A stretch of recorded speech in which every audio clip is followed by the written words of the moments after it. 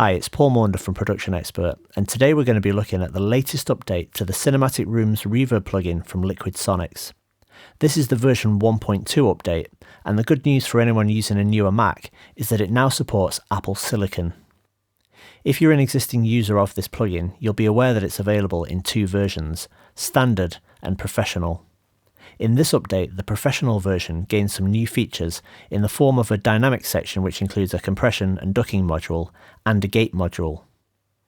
You might be aware that LiquidSonics recently introduced a dynamics upgrade to their 7th Heaven plugin with the addition of the ducker section. Ducking a reverb is often used to avoid a reverb swamping the dry signal, allowing the reverb to be tucked away until the space in the mix for it to fill the space between the phrases. This can often improve intelligibility. In Cinematic Rooms Professional, we find the same two ducker modes as in 7th Heaven, reverb and wet mix. The reverb setting will duck only the late reverb but not the reflections. This can be effective when you want to retain the spatialization effect of the early room without compromising intelligibility with excessive reverb tail fighting the dry signal. Z-Squad, we have company. I'm counting 10 hostiles moving on the site right now. From up here, it looks like the enemy alliance. You need to pull the research data quickly and get the hell out of there. The other ducker option is wet mix, which ducks the entire wet mix reverb signal, including the reflections. There's also 4 compression options in this section, allowing you to compress the reflections, the reverb, this is the late tail and very low frequencies, wet mix, so the reflections, very low frequencies and the tail, and finally the input itself. Let's take a listen to this by playing some audio and adjusting the controls in this section. I'll go a bit heavier than usual with the wet-dry balance so you can hear the effect more easily. Move into the corridor and turn left, Z-Squad. I'm picking up more zombies in the next section.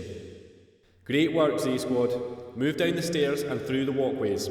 It'll take you through to the next building. Move into the corridor and turn left, Z-Squad. I'm picking up more zombies in the next section. Great work, Z-Squad. Move down the stairs and through the walkways. It'll take you through to the next building. The ducking and compression section can be activated or deactivated by clicking here.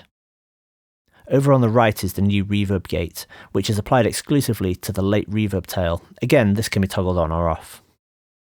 Just for anyone watching who might not be familiar with gated reverbs, when the reverberated signal falls below the gate's threshold, it's reduced in gain by the number of decibels specified by the range control. This reduction happens after the pause time determined by hold. The time it takes to reach the final reduction amount is determined by the close time.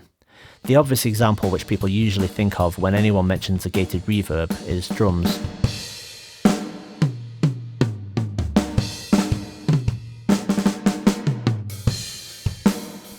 Of course, a gated reverb effect could also be useful in post, perhaps where you want to create a surreal effect.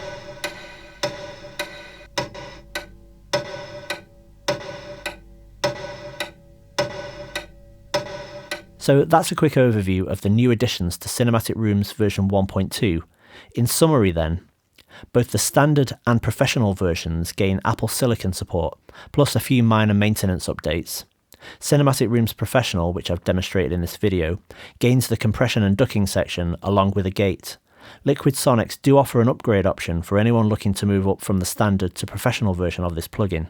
Check out liquidsonics.com for more information. Thanks for watching.